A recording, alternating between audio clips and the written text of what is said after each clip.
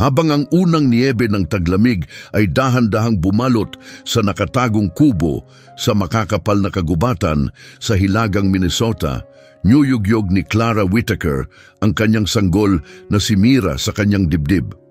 Ang sanggol, 3 buwang gulang pa lamang, ay unti-unting nahuhulog sa tulog habang ang mahinhing pag-awit ni Clara ay pumupuno sa mainit-init na silid. Sa di kalayuan, maingat na pinapalakas ni Ethan, ang kanyang asawa, ang apoy sa fireplace, naglalagay ng panibagong kahoy upang mapawi ang tinding lamig. Ang kanilang tahanan ay nakatayo sa gitna ng kawalan, napapalibutan ng milya-milyang gubat, malayo sa kahit sinong kapitbahay, eksaktong kagaya ng gusto nila. Sumilip si Ethan sa bintanang nababalutan ng yelo, bakas sa mukha ang pagkabahala. Palakas ng palakas ang bagyo, mahina niyang sabi, halos hindi marinig. Umuugong ang hangin sa labas, pinapasayaw ang matataas na punong pino habang umuungol ito sa bigat ng niyebe at yelo. Kailangan kong tingnan ang generator bago patuluyang dumilim, mungkahin niya. Maingat na inilapag ni Clara si Mira sa kanyang maliit na duyan na yari sa kahoy. Binalot ito ng makapal na kumot na hinabing kamay. Huwag ka sanang matagalan, babala niya, may halong pag-aalala ang tinig. May masama akong kutob ngayong gabi, parang may kakaiba. Isinuot ni Ethan ang kanyang makapal na diyaket. Ngunit bago pa niya mabuksan ang pinto, isang kakaibang katahimikan ang bumalot sa paligid. Tumigil ang ugong ng hangin at pati ang mga huni ng mga ibon ay biglang nawala. Nakaramdam si Clara ng ginaw. Hindi lang dahil sa lamig. Lumaki siya sa kagubatang ito at alam niyang kapag ganito ang katahimikan, may panganib na malapit. Tumigil ang kamay ni Ethan sa doorknob. Narinig mo yon? Tanong niya.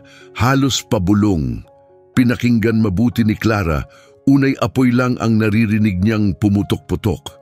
Pero sumunod ay narinig din niya. Isang malalim, mababang ugong, parang daing na may halong paghingi ng tulong. Hindi ito huni ng lobo o huni ng kwago. Ibang klase ito. Hangin lang siguro yon, tangkang pagpapalakas loob ni Ethan. Pero bakas sa tinig niyang hindi rin siya sigurado. Automatikong inabot niya ang ripling na kasabit sa itaas ng pinto. Isang pag-iingat na bihira nilang kailanganin.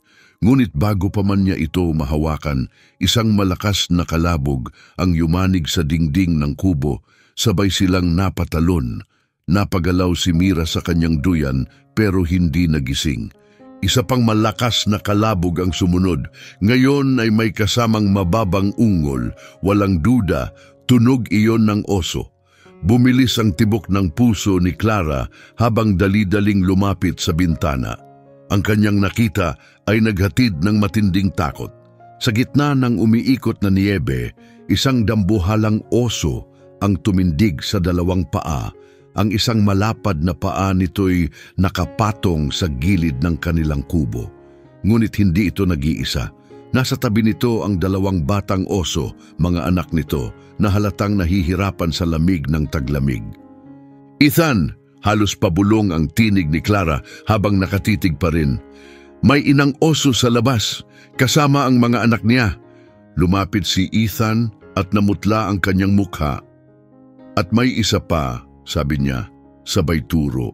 Sinundan ni Clara ang tinutukoy niya at lalo siyang kinabahan. Mula sa makapal na kagubatan, lumabas ang isa pang inang oso, bahagyang mas maliit, may kasamang anak nitong pilay at halatang nasaktan. Tahimik silang nanood habang ang mas malaking oso ay bumalik sa paglalakad gamit ang 4 na paa, dahan-dahang lumapit sa pintuan. Ngunit wala sa kilos nito ang galit. Hindi ito kumalmot, umungol, o nagpakita ng pagiging agresibo.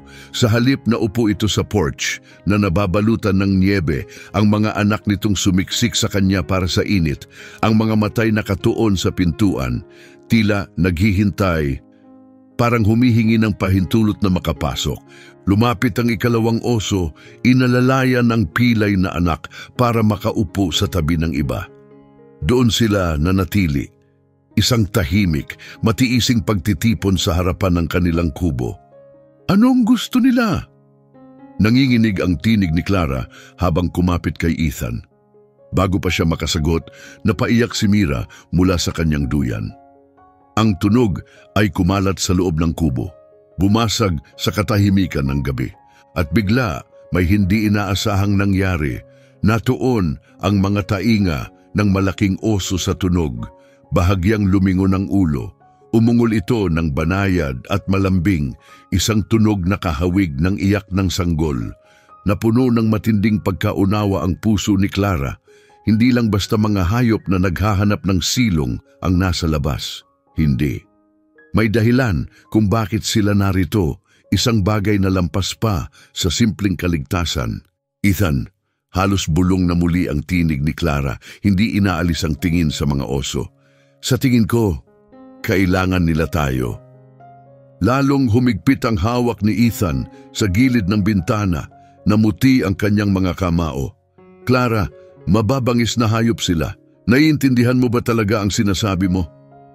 Pero nakatalikod na si Clara, dali-daling pinapatahan si Mira na patuloy sa pag-iyak. Lalong lumakas ang iyak ng sanggol at sa labas, muling tumugon ang inang oso sa parehong banayad at tila malungkot na ungol. Pakinggan mo yon, mahinang bulong ni Clara, nanginginig ang tinig. Tinutugon niya si Mira. Wala pa akong narinig na ganito kailanman. Hinaplos ni Ethan ang kanyang buhok, 1 kilo na palagi niyang ginagawa tuwing labis ang pag-aalala. Mababangis pa rin sila, Clara, madali tayong masaktan ng mga iyan. Babala niya, may tensyon sa boses. Niyakap ni Clara si Mira, dahan-dahang nyugyog, habang nararamdaman ang pagkalma ng sanggol sa kanyang init. Tingnan mo ulit, Ethan. Tingnan mong mabuti, giit niya. Hindi sila agresibo, parang naghihintay lang sila. Napilitan si Ethan na muling lumingon sa nagyayelong bintana.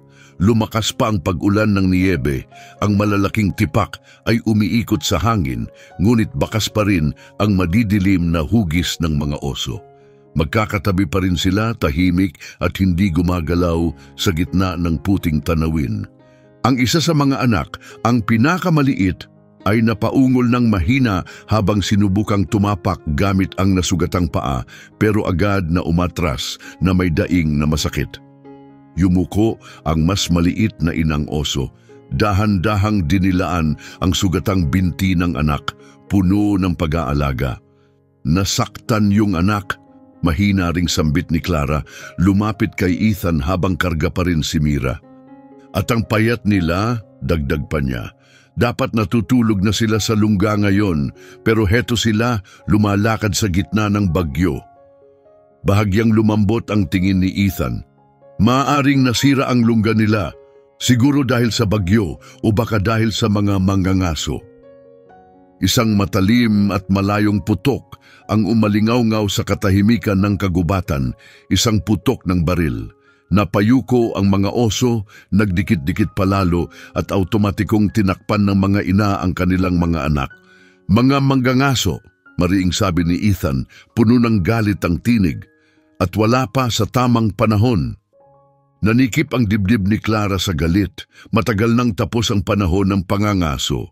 Sino mang nagpapaputok ngayon ay lumalabag sa batas, lalo pa kung mga inang oso at mga anak nito ang tinatarget. Tumingin siya kay Mira at saka muling sinulyapan ang desperadong pamilya sa labas ng kanilang pintuan. Hindi natin sila pwedeng baliwalain, Ethan, giit niya. Napatingin ito sa kanya, hindi makapaniwala. Seryoso ka bang sinasabing papasukin natin ang 4 na oso kasama ang anak natin? Hindi sa loob, paglilinaw ni Clara umiling, pero yung storage shed may insulation at halos walang laman kundi ilang gamit. Pwede silang manatili doon kahit hanggang sa matapos ang bagyo. Clara, parang kabaliwan ito. Hindi natin alam kung ano talaga ang nangyayari o kung paano sila magre-react, mariing sagot ni Ethan. Ngunit bago pa siya makapagtuloy, isa pang putok ang yumanig sa katahimikan. Ngayon ay mas malapit. Tumayo ang mas malaking inang oso, ang dambuhalang katawan nito'y humarap sa direksyon ng putok. Naglabas ito ng mababang ungol, isang babala. Pero pagkatapos, may ginawa itong hindi nila inaasahan.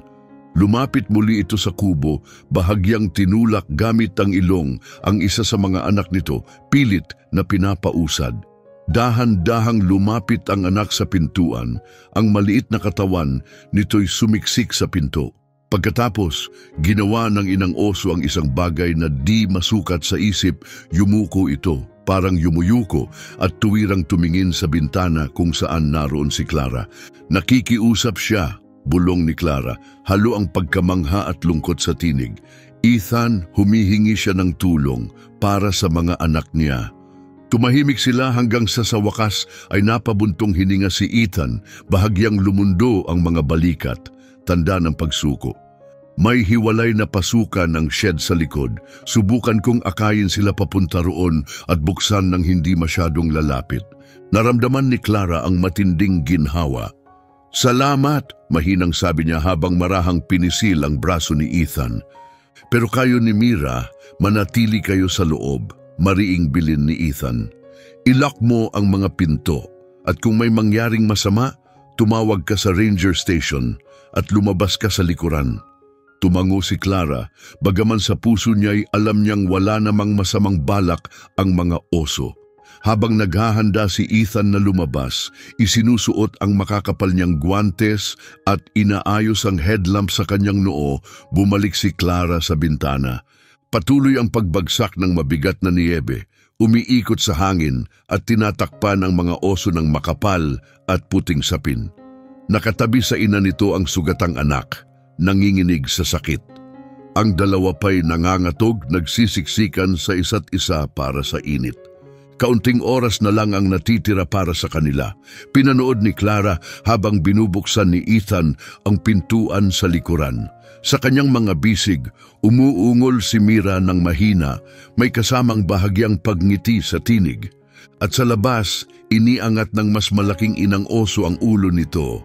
Parang narinig niya ang mahinang tinig ng sanggol kahit mula sa loob.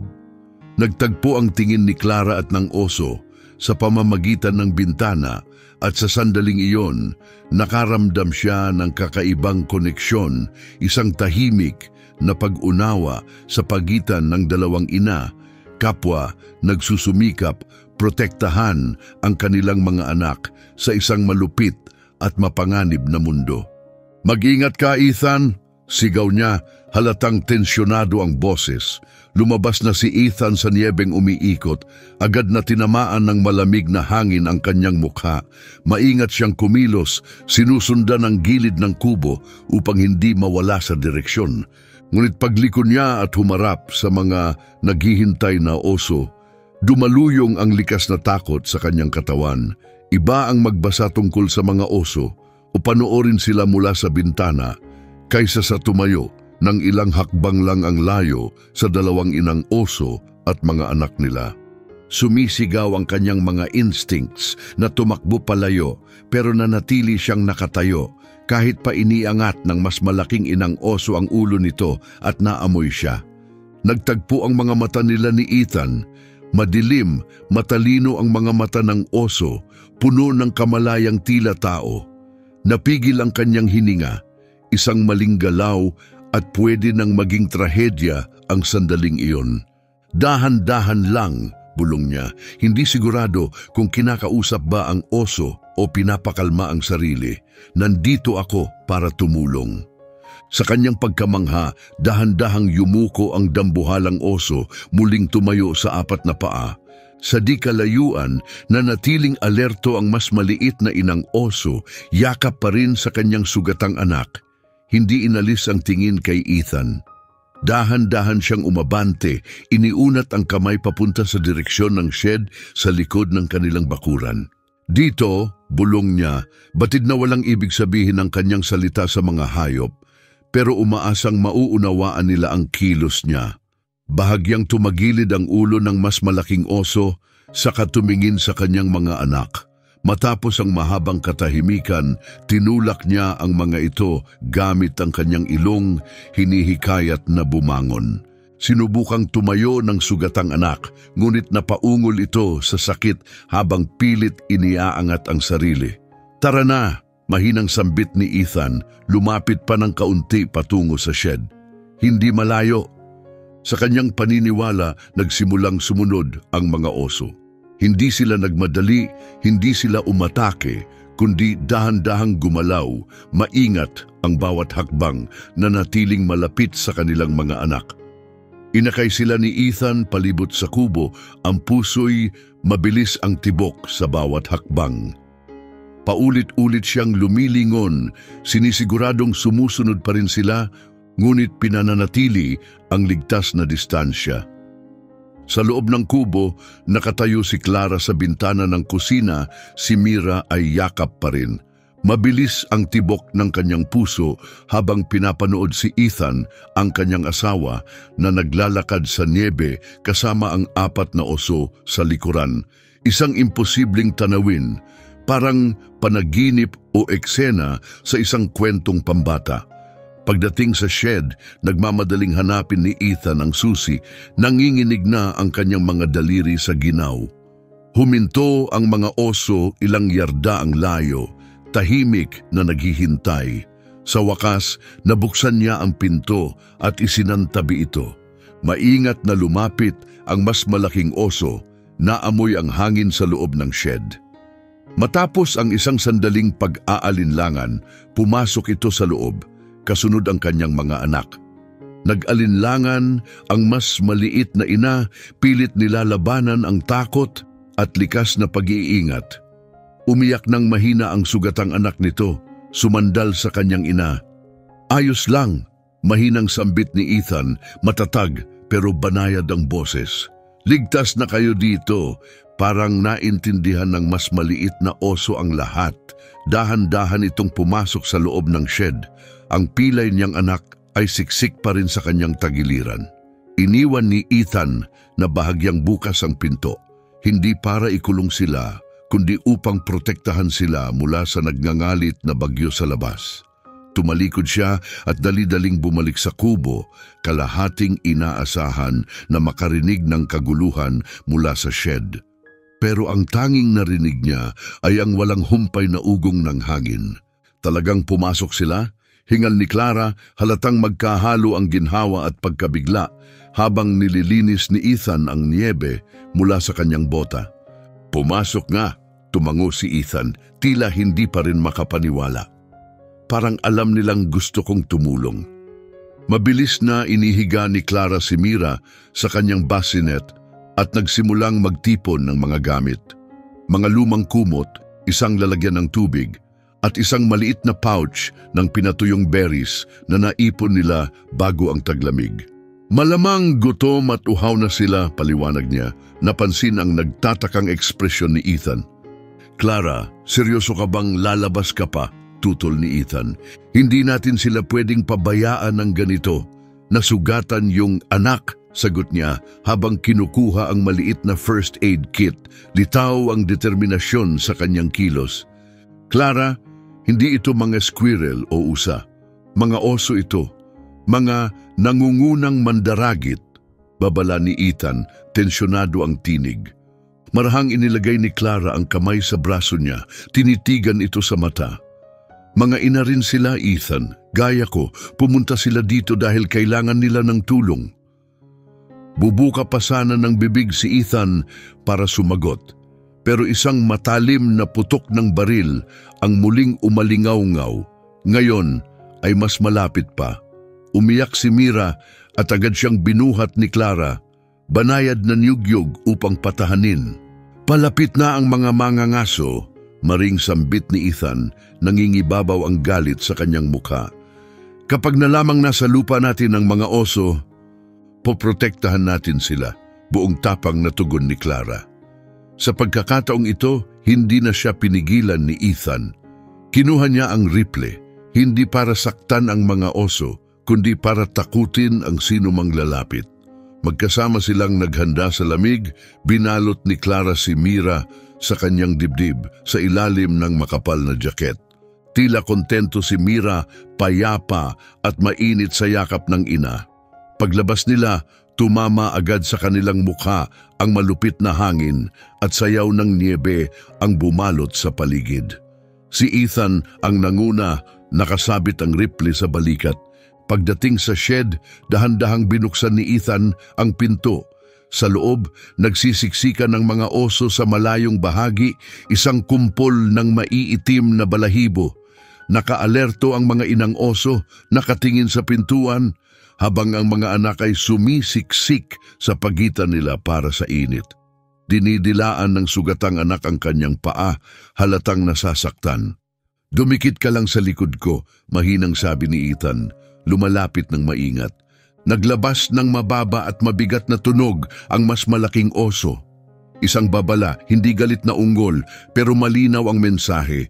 Tumigil si Ethan, iniangat ang kanyang mga kamay upang ipakita na wala siyang masamang balak. Sumilip si Clara mula sa likuran niya, bahagyang napahinto sa paghinga sa nakita. Ngayon ay malapitan na ang mga oso, matatayog, makapangyarihan at halos nakakatakot sa laki. Pero wala sa mga mata nila ang galit, kundi takot, pagod at isang tahimik na desperasyon. Maingat at dahan-dahan, binuksan ni Clara ang kanyang jacket, sapat lang upang ipakita ang mukha ni Mira.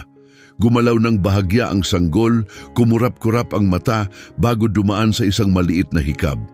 Ang sumunod na nangyari ay nagpamangha kay Clara. Lumambot ang tindig ng mas malaking inang oso. Ang matalim na titig nito ay nakatuon na ngayon kay Mira. Muli siyang umungol ng banayad, katulad ng narinig nila kanina. Pero ngayon, mas malinaw, halos kapareho ng paraan ng pagtawag ng inang oso sa kanyang anak. Alam niya, bulong ni Clara, may pagkamangha sa tinig. Naiintindihan niyang isa rin akong ina. Nakita ni Clara ang pagkakataon. Lumuhod siya ng dahan-dahan, maingat na inilapag ang mga dalang gamit sa sahig ng shed. Binuksan niya ang lalagyan ng tubig at itinulak ito paabante. Pagkatapos ay ikinalat ang kaunting pinatuyong berries sa paligid. Sa huli, inilahad niya ang mga kumot, marahang itinulak palapit sa mga oso gamit ang paa. Tahimik siyang pinanood ng mga inang oso, hindi kumukurap ang mga mata, ngunit hindi rin gumalaw upang kunin ang mga alay. Muling umungol ang sugatang anak at agad itong ikinabahala ni Clara. "Kailangan kong tingnan ang kanyang paa," mahinang sabi niya, humahapdi ang puso sa nakikitang pagdurusa ng anak. "Clara, wag, delikado yan." Babala ni Ethan, ramdam sa tinig ang tensyon. Pero nakalakad na si Clara ng isang mabagal na hakbang. Ang kilos ay kalmado at sinadya. Nakatingin lang siya sa mas maliit na inang oso, ang boses ay banayad at mahinahon. "Ayos lang, gusto ko lang tumulong." Kumikilos ang oso na parang balisa, pero hindi ito umungol o nagpakita ng galit. Lalong lumakas ang loob ni Clara, kaya humakbang siya muli hanggang sa makalapit na siya ng sapat upang makita ang paa ng sugatang anak. Napahinto siya sa paghinga. Namamaga at dumudugo ang maliit na paa at may nakita siyang piraso ng metal na nakabaon sa laman, tila bahagi ng bitag. Sumiklab ang galit sa dibdib niya. Hindi lang labas sa panahon ang pangangaso ng mga ito, kundi gumagamit pa sila ng iligal na bitag. Naipit siya sa bitag, bulong ni Clara, nangingibabaw ang damdamin sa boses. Kaya sila nandito, kaya hindi sila nagtagong matulog, hinuhuli sila.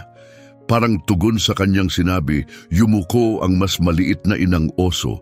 Itinulak ang sugatang anak palapit kay Clara gamit ang ilong, isang tahimik at desperadong paghingi ng tulong.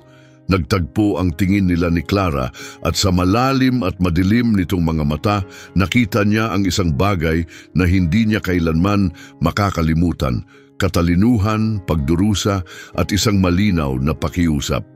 "Kailangan ko ng first aid kit," mahina niyang sabi kay Ethan, "at kailangan mong kunin si Mira." Sandali lang nag-alinlangan si Ethan pero dahan-dahan niyang kinuha si Mira mula sa carrier. Tinitigan sila ng mas malaking oso pero nanatiling kalmado ito, hindi inalis ang mata sa sanggol. Gabay ng mga taon niyang karanasan sa pag-aalaga ng sugatang hayop ang mga kamay ni Clara habang maingat siyang lumapit sa anak ng oso. Napaungol ito, pilit na umiiwas, pero hinawakan ito ng ina gamit ang isang malaking paa, isang tahimik na kilos ng pagtutulungan na sumira sa lahat ng dati niyang akala tungkol sa mga mababangis na oso. Sa kalmadong kilos, nilinis ni Clara ang sugat, banayad at sanay ang kanyang mga galaw. Umuungol pa rin ang anak pero patuloy siyang kinakausap ni Clara, banayad at mapanatag ang boses. Habang ginagawa niya ito, ramdam niya ang matinding tingin ng 4 na oso, nagmamasid, naghihintay, nagtitiwala. Pero imbes na matakot, nakadama si Clara ng matinding koneksyon, isang tulay sa pagitan ng dalawang mundo na bihirang magtagpo sa kapayapaan. Sa labas ng shed, patuloy ang pagngangalit ng bagyo, hinahampas ng niyebe at hangin ang mga puno. Sa kung saan man sa dilim, gumagalaw pa rin ang mga mangangaso, isang banta na palapit. Pero sa munting silungan na ito, may isang bagay na kahanga-hangang nangyayari. Sa wakas, nabunot ni Clara ang piraso ng metal, may kasamang nakakakilabot na tunog, dahilan para mapaungol ng malakas ang anak. Mabilis na pinisil ni Clara ang sugat gamit ang malinis na tela. Patuloy ang pagbulong ng mapanatag na salita habang ginagamot ito. Nanatiling nakabantay ang inang oso, tensyonado ang katawan, pero hindi siya nakialam. Malapit na maliit, bulong ni Clara, marahang pinapahiran ng antibiotic ointment ang sugat, pagkatapos ay binalutan ito ng magaan na benda. Makakatulong to. Nakatayo si Ethan malapit sa pintuan. Si Mira ay tulog na sa kanyang mga bisig, payapa ang maliit nitong mukha sa dibdib ng ama. Pero ang mata ni Ethan ay nakatuon sa labas. Mahinang sabi niya, halos hindi marinig, "Clara, may mga flashlight akong nakikita sa mga puno." Napahinto ang tibok ng puso ni Clara. Inayos niya ang benda at dahan-dahang umatras, habang ang mas maliit na inang oso ay agad na hinila palapit ang kanyang anak. Tiningnan ang ginawa ni Clara na may maingat, halos makataong tingin. Tumayo ang mas malaking oso, ang mga matay tumingin sa pinto. Isang mababang ungol ang lumabas sa kanyang dibdib, isang babala. Ang mga mangangaso, mahigpit na bulong ni Clara, habang mabilis na kinukuha ang mga gamit. Sinusundan nila ang mga bakas. Ibinigay ni Ethan si Mira pabalik kay Clara at agad na sinuri ang kanyang rifle. "Manatili ka rito, ako na ang bahala sa kanila." "Ethan, pakiusap," simula ni Clara, ngunit nginitian siya nito kahit bakas sa mga mata ang pag-aalala. "Sasabihin ko lang sa kanila na bawal sila rito. Ayos lang to." Bago pa siya makapagsalita, lumabas na si Ethan sa nakakasilaw na niyebe, isinara ang pinto ng shed sa kanyang likuran. Sa makitid na bintana, pinanood siya ni Clara habang tumatawid sa bakurang natatabunan ng niyebe, papalapit sa mga parating na ilaw. Nakabitin ang kanyang rifle sa gilid, lantad ngunit hindi agresibong hawak. Sa loob ng shed, nagbago ang atmosfera. Ramdam ang tensyon sa mga oso, nakatayo ang mga ina sa ibabaw ng kanilang mga anak, alerto at handang magtanggol. Naglalakad pabalik-balik ang mas malaking oso, hindi inaalis ang tingin sa pinto. "Ayos lang," bulong ni Clara, hindi malinaw kung para sa mga oso o para sa sarili. Sa dibdib niya, gumalaw si Mira, parang nararamdaman ang kaba ng kanyang ina. Sa labas, narinig niya ang boses ni Ethan, ngunit hindi malinaw ang mga salita. Sumunod ang ibang tinig, mas malalakas, paos at puno ng tensyon. Ang mga flashlight ay nagkakandaraang gumalaw, ang liwanag ay tumatalbog sa niyebeng lupa. "Pribadong lupa ito," mariing sabi ni Ethan, mas malinaw na ngayon ang kanyang boses. "Kailangan ninyong umalis." "Hinahabol namin ng mga sugatang oso," sagot ng isang lalaki, paos. "Mapanganib sila. Tungkulin naming protektahan ang mga tao." "Hindi dito," sagot ni Ethan. "Matagal nang tapos ang panahon ng pangangaso." Sandaling natahimik ang paligid bago muling bumasag ang isang malabong tinig, lasinggera, puno ng hinala. "May nakita kaming bakas ng oso papunta sa lugar ninyo." "May itinatago ba kayo?" Mabilis ang tibok ng puso ni Clara. Tumingin siya sa mga oso. Tahimik silang nakikinig, parang mga rebulto. Pati ang sugatang anak ay tumigil sa pag-ungol. Tila naramdaman din ang panganib. Ang tanging narito ay ang asawa ko at ang aming sanggol, madiing sabi ni Ethan. At hindi ko papayagang gumalagala ang mga armadong estranghero sa gabi malapit sa kanila. Uminit ang pagtatalo, mas malakas na ang mga tinig. Lalong niyakap ni Clara si Mira, tahimik na nagdarasal na mapalayas ni Ethan ang mga ito nang hindi na lumala pa. Biglang naging masikip at lantad ang shed. Isang matulis na tunog ang sumalagit-git sa hangin, hindi putok, kundi suntok na tumama sa laman. Napasinghap si Clara. Sumunod ang ingay ng suntukan, mga ungol at sigaw. Sa bintana, nakita niya ang mga aninong nag-aaway sa niyebe. Agad na kumilos ang mga oso. Tumakbo ang mas malaking ina papunta sa pinto, pero hinarang siya ni Clara. "Wag," maring sabi niya, "lalo lang lalala ang sitwasyon." Sa gulat niya, tumigil ang oso, nanginginig ang katawan sa tensyon. Nagtagpo ang kanilang mga mata, tao at hayop, at nakita ni Clara ang isang pamilyar na damdamin, ang parehong matinding pagnanasa na protektahan. "Magtiwala ka sa akin," mahinang bulong niya. Sa labas, tumigil na ang kaguluhan. Kita na niya ngayon si Ethan, nakatayo sa ibabaw ng isa sa mga lalaki na nakabagsak sa lupa. Umatras ang mga kasama nito, hindi alam ang gagawin. "Umalis kayo!" utos ni Ethan, malamig ang boses. "O ang susunod kong tawag, hindi na maganda ang tono." Agad bumangon ang lalaking bumagsak, agad na kinuha ang rifle. Sa isang iglap, kinabahan si Clara, baka itutok niya iyon. Pero sa halip, dumura siya sa niebe at umatras. "Hindi pa tapos to," mariing bulong niya. "Delikado ang mga osong yan." "Wala naman talaga silang nakita rito," kalmadong sagot ni Ethan. "Anino lang ang hinahabol nila." Sa wakas, tumalikod na ang mga lalaki at nawala sa kagubatan. Unti-unting naglaho ang liwanag ng kanilang mga flashlight.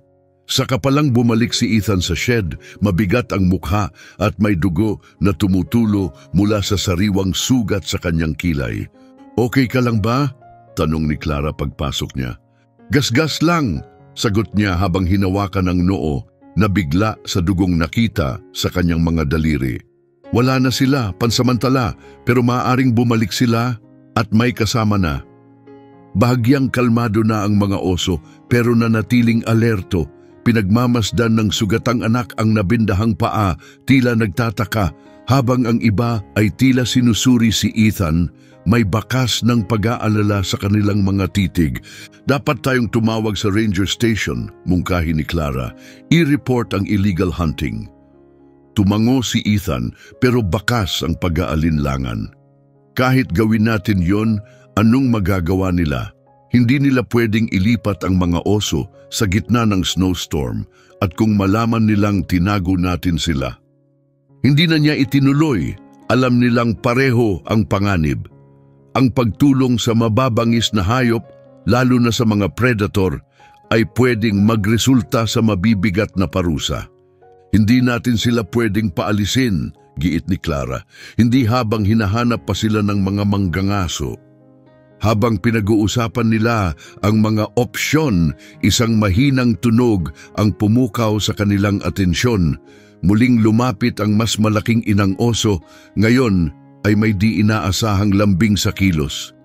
Huminto ito sa tapat nila at ginawa ang isang bagay na lubhang hindi inaasahan. Tinulak niya ang lalagyan ng tubig papunta sa paanan ni Ethan.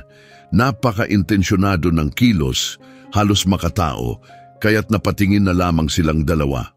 Pagkatapos, dahan-dahan siyang bumalik sa tabi ng kanyang mga anak at naupo. "Parang nagpasalamat siya?" tanong ni Ethan, hindi makapaniwala.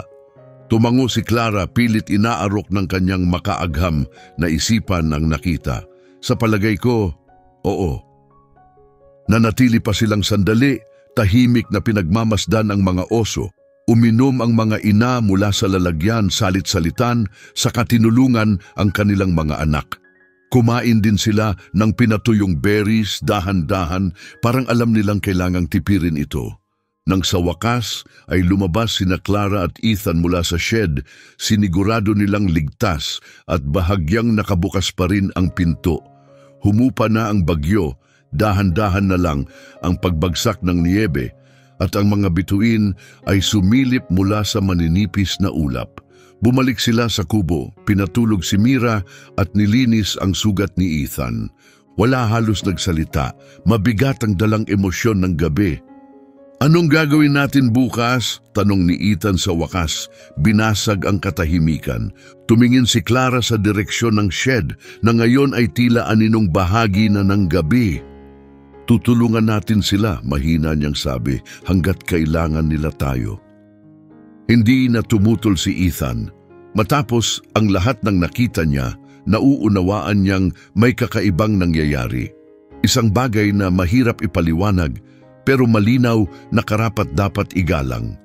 Habang naghahanda na silang matulog, pagod sa takot at pagkamangha ng gabing iyon, hindi nila napansin ang mahinang liwanag sa gilid ng kagubatan. Hindi pa tuluyang umalis ang mga mangangaso at hindi pa sila tapos. Pagputok ng araw, bumalot ang matinding liwanag sa paligid, sumasalamin sa malinis na niyebe na halos nakakabulag. Maagang nagising si Clara at agad na naisip ang mga oso. Maingat siyang bumangon, ayaw gambalain sina Ethan at Mira at sumilip sa bintana. Parang pintang buhay ang tanawin sa labas. Bawat puno at ibabaw ay nababalutan ng makinang na puti. At naroon, sa pagitan ng shed at ng kubo ay mga bakas ng paa ng oso. Malalaki at maliliit, paikot sa paligid, tila may sinusundang direksyon.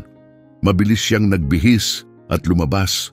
Ang niyebey kumikrisp sa ilalim ng kanyang bota. Ang pintuan ng shed ay gaya pa rin ng iniwan nila kagabi. Lumapit si Clara ng dahan-dahan, hindi tiyak kung ano ang madadatnan. "Hello?" Mahinahon niyang tawag, sumisilip sa loob. Walang laman ang shed. Magulo ang mga kumot sa isang sulok at nakatumba ang lalagyan ng tubig. Wala na ang mga oso. Isang alon ng lungkot ang dumaan sa kanya kahit alam niyang wala naman itong saysay.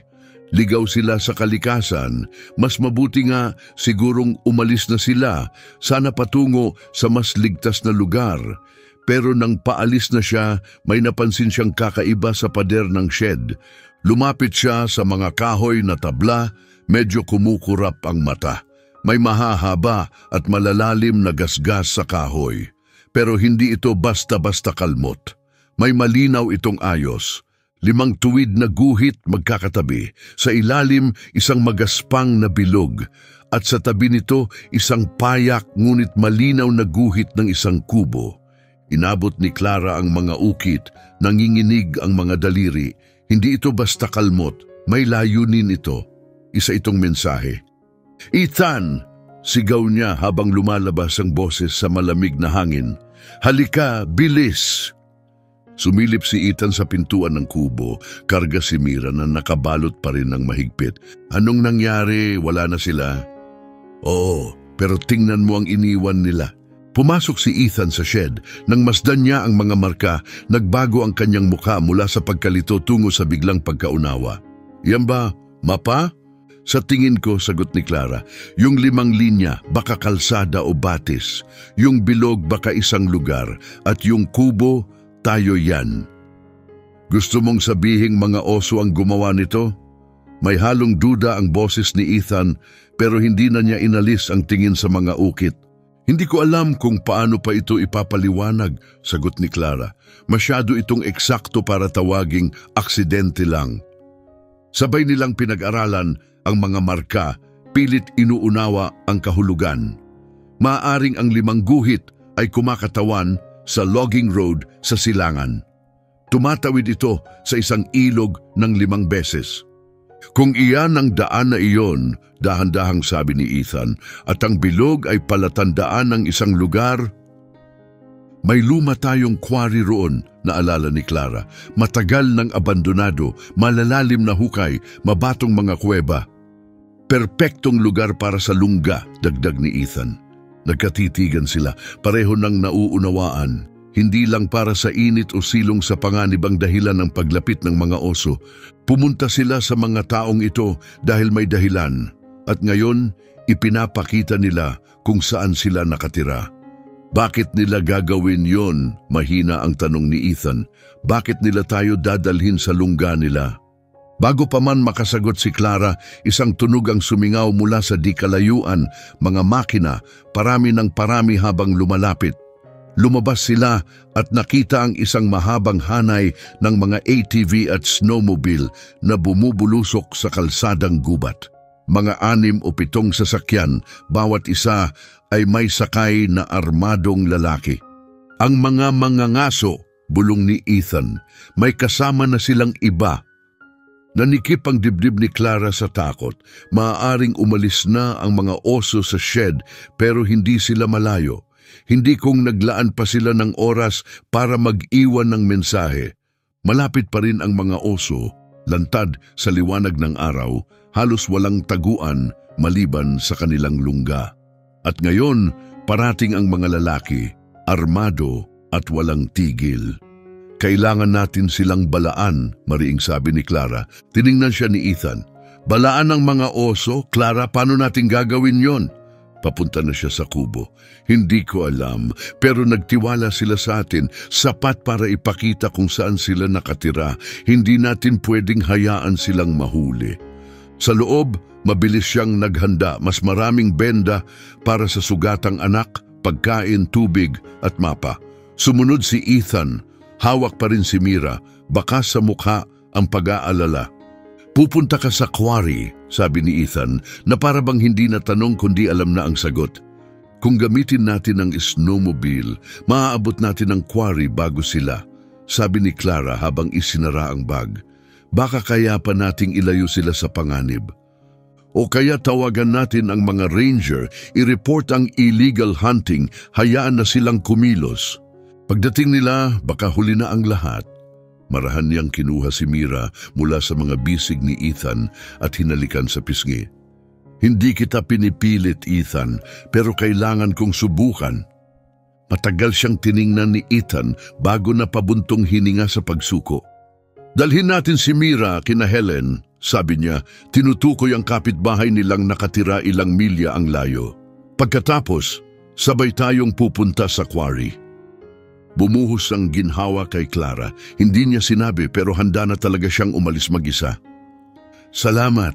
Binalot nila si Mira sa pinakamakapal niyang damit, inayos ang bag at siniguradong ligtas ito sa car seat.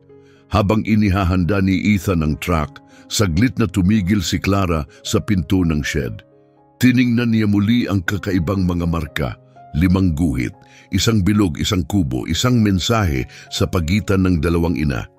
Paparating kami, bulong niya. Maghintay kayo.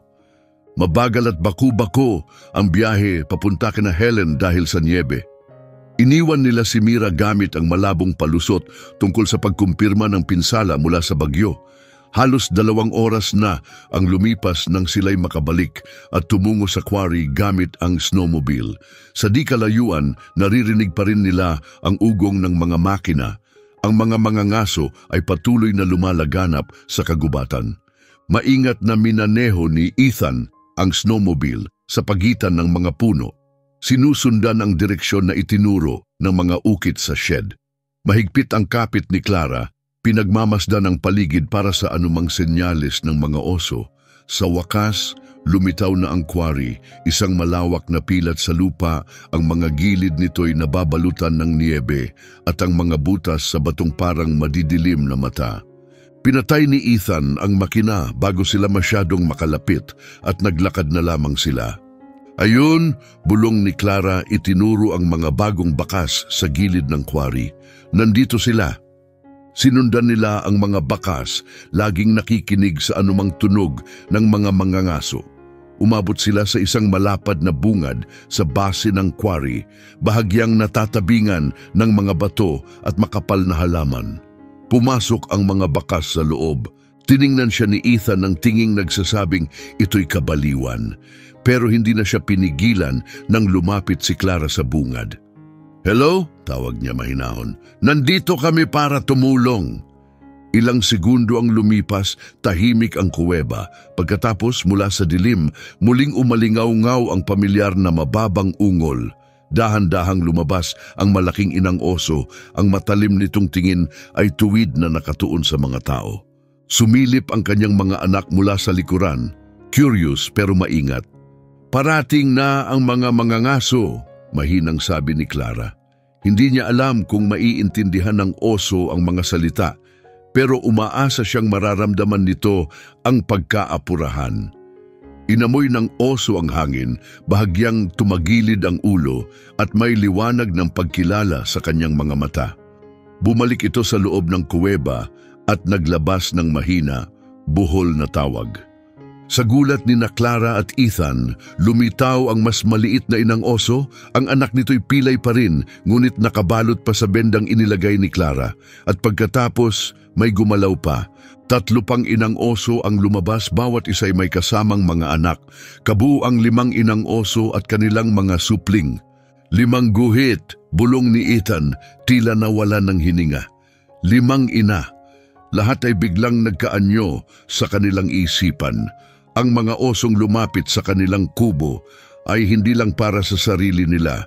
Sila'y mga sugo, ipinadala ng maaga upang humingi ng tulong para sa kanilang grupo.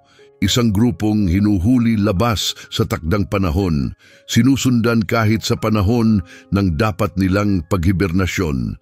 Papalapit na ang ugong ng mga makina. Kaunti na lang ang oras. Kailangan natin silang ilipat, giit ni Clara. May protected reserve mga 6 na milya pahilaga. Bawal ang pangangaso doon at regular na binabantayan ng mga ranger. Tumango si Ethan pero nakatitig pa rin sa hanay ng mga oso. At kung tanungin tayo ng mga ranger kung bakit tayo naglalakad sa gubat kasama ang 100 oso, anong isasagot natin? Wala nang naisagot si Clara. Sa halip, lumapit siya sa malaking oso, ang laging nauuna sa iba, and itinuro ang direksyon ng hilaga. "Dito," maring sabi ni Clara, "ligtas ito. Maging likas na pakiramdam man o tunay na pagkaunawa." Tumingin ang malaking oso sa direksyong itinuro ni Clara, inamoy ang hangin at saka lumingon pabalik sa kanyang mga kasama. Isa-isa, tinipon ng mga inang oso ang kanilang mga anak. Banayad na itinutulak ang mga ito papalapit sa gitna ng grupo. Medyo nahuli ang sugatang anak, namumula pa rin ang balot na paa, pero hindi ito iniwan ng ina. Nakasabay siya habang sinusuportahan ng kanyang ina ang kanyang paglakad. "Sumusunod sila sa atin," bulong ni Clara, tila hindi makapaniwala. "Ethan, naiintindihan talaga nila." Nanonood si Ethan na parang nabubura ang lahat ng dati niyang paniniwala tungkol sa pagkakaiba ng tao at mabangis na hayop. Ang mga ito ay hindi lang basta nilalang na ginagabayan ng instinto ng kaligtasan. Ipinapakita nila ang pag-iisip, koneksyon at tiwala. "Palapit na ang mga makina," sabi niya, balik sa kasalukuyang panganib. "Kailangan na nating kumilos." Maingat na lumapit si Clara sa nangungunang oso na natili sa ligtas na distansya. Pilit muling kinukuha ang titig nito. "Sumama kayo sa amin," mahinahon niyang sabi. Itinuro ang snowmobile at ang hilagang direksyon. "Ipakikita namin ang daan." Dahan-dahang kumurap ang oso, ang mga mata nito ay nagniningning sa isang uri ng kalmadong pagkaunawa, isang ekspresyon na bihirang kilalanin ng agham sa ganitong uri ng hayop. Pagkatapos ay naglabas ito ng mababang ungol, malalim at matatag, isang malinaw na senyales. Magsabay-sabay ng gumalaw ang buong grupo, ang mga inay bumuo ng protektibong baluti sa paligid ng kanilang mga anak. Pinatakbo ni Ethan ang snowmobile, banayad lang ang tunog. "Kailangan nating bilisan ng kaunti para makaiwas, pero dahan-dahan pa rin para makasabay sila," sabi niya habang sumampa si Clara sa likuran. Naglakbay sila sa kagubatang nababalutan ng niyebe, sumusunod sa mga daang ginagamit ng hayop at natural na siwang sa gubat upang madaling makasunod ang mga oso. Paminsan-minsan, humihinto si Ethan upang sumilip sa likod. Sa bawat pagkakataon, naroon pa rin ang linya ng mga oso, 5 ina at kanilang mga anak na nagtitiwala sa 2 taong pumasok sa mundo nila. Matindi ang lakad, pinabagal sila ng malalim na nyebe at nangangailangan ng madalas na pahinga ang sugatang anak. Sa bawat pahinga, inaalagaan ito ni Clara. Nilalagyan ng panibagong ointment at inaayos ang benda. Nakatayo lang ang mga ina sa tabi. Hindi kailanman naging agresibo, kundi matahimik na nagmamasid. At ayon kay Clara, may halong pasasalamat. Nasa kalahati na tayo, sabi ni Ethan habang nakatingin sa mapa. Pero palapit na sila. Nakinig sila. Nagsimula na namang marinig ang mga makina. May mga nasa likod at may iba pang nanggagaling sa gilid.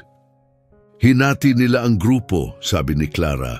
Pinalilibutan nila ang quarry, natagpuan nila ang kuweba. Isa sa mas batang mga ina ang naging balisa, paikot-ikot ang lakad at mahinang umuungol. Lumapit ang kanyang mga anak, ramdam ang kaba. Maingat na nilapitan siya ng matandang inang oso. Ang sumunod ay nagpatahimik kina Clara at Ethan. Maingat na isinandal ng matandang oso ang kanyang ulo sa mas batang ina. Isang tahimik ngunit malalim na pagdamay. Bumalik sa kalma ang batang ina, niyakap ang kanyang mga anak at muling bumalik sa grupo. Higit pa sila sa isang grupo, mahina at puno ng damdaming, sabi ni Clara. Nag-aalaga sila sa isa't isa, parang isang tunay na komunidad. Dahan-dahang tumango si Ethan. Siguro, iyon nga talaga sila, hindi lang basta magkapit-bahay sa kalikasan, kundi isang pamilya, isang lipunang buo. Ang ideya ay bumaliktad sa matagal ng paniniwala ng agham tungkol sa asal ng mga oso. Pero wala nang panahon para magnilay sa mga bagong tuklas. Napakalapit na ng panganib. Paulit-ulit silang lumihis ng landas upang manatiling nauuna sa mga mangangaso. Lalong lumapot ang gubat. Ang matataas na puno ay nagpapikit ng daan, nagbibigay ng mas maraming taguan, ngunit lalo rin silang pinabagal. May ilog sa unahan, sabi ni Ethan, itinuro ang linya ng mga punong willow. Kapag nakatawid tayo, naroon na agad ang protected zone. Hindi papayagan ng mga ranger na habulin tayo ng mga mangangaso roon, sabi ni Clara. May bahid ng pag-asa. Nang malapit na sila sa ilog, narinig na nila ang agos ng tubig. Hindi pa ito nagyeyelo. Maitim, mabilis ang agos ng tubig sa pagitan ng nagyeyelong gilid, malakas at walang kapatawaran. Kumunot ang noo ni Ethan habang sinusuri ang posibilidad ng pagtawid. Delikado para sa snowmobile, kailangan nating lumibot. Pero wala ng oras, lalo pang lumalakas ang ugong ng mga makina ng mga mangangaso. Isa sa mga ito mas malakas kaysa sa iba at masyadong malapit. Panik na sinuyod ni Clara nang tingin ang pampang ng ilog, desperadong naghahanap ng sagot. Mga 50 yarda sa ibaba, may isang bumagsak na puno na umaabot sa kalahati ng ilog. Hindi ito umaabot sa kabilang pampang, pero maaari itong magsilbing simula.